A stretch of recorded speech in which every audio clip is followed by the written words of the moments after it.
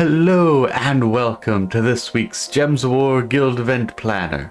I am Guardian Namek, Guild Leader of Loot and Plunder. This week's focus is on Journey, and we are using the Raksha, and namely the Red Raksha. So no funny business with the Guild Guardian that is purple, unfortunately.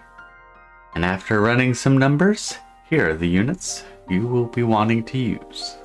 This is the team I plan on using. I'm going to use the Tinker banner as it gives 2 red, 1 yellow, and no one's using green. This is the Journey event character, so it's a guaranteed you'll be using them. They'll be generating a lot of mana, at least if you get lucky. Though the Caterary King that we have used previously, I don't know if I did a video with it, but I have used it recently due to the Divine Heals and Centaur.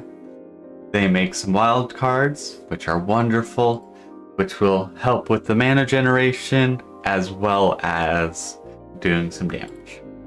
I have decided to do the Charred Blade largely because it turns blue to burning gems, so blue to red, so helps charge up people even more.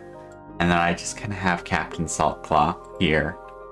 He does some good damage, but he is not too needed. But I was like, I'm gonna have him for some style. The Raksha of the Pride Lands are a fierce pride with some of the hardest hitting troops since Tesla. However, most of those hard hitting troops aren't red. It is very unfortunate that the best units that the Pride Lands have are not red.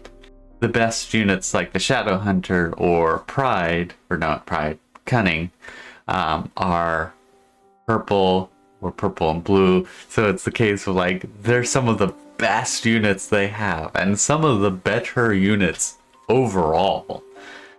And they are stuck because of the fact that we have to use red. But here are some of the good options when it comes to what we do have available this week.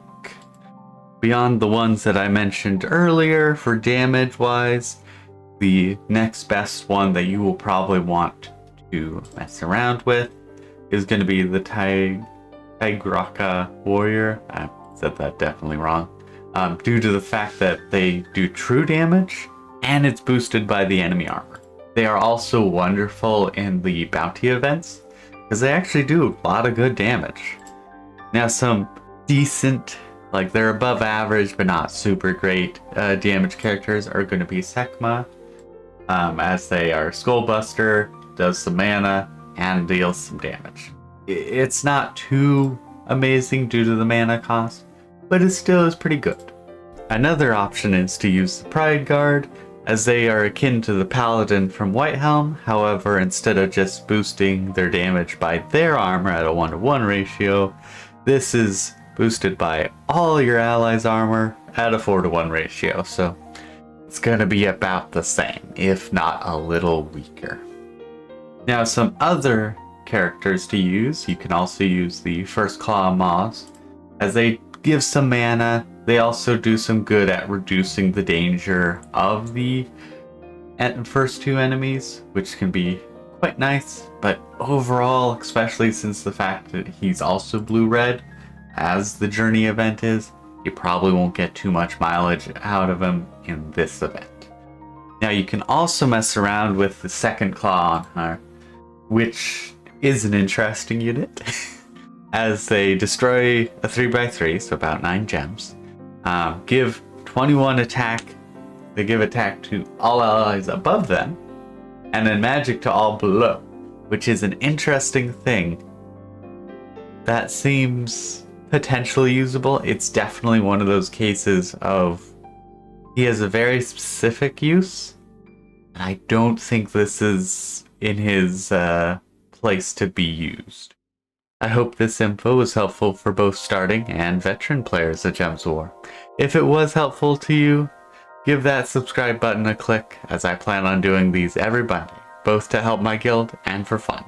Until next week, have fun plundering. Bye-bye!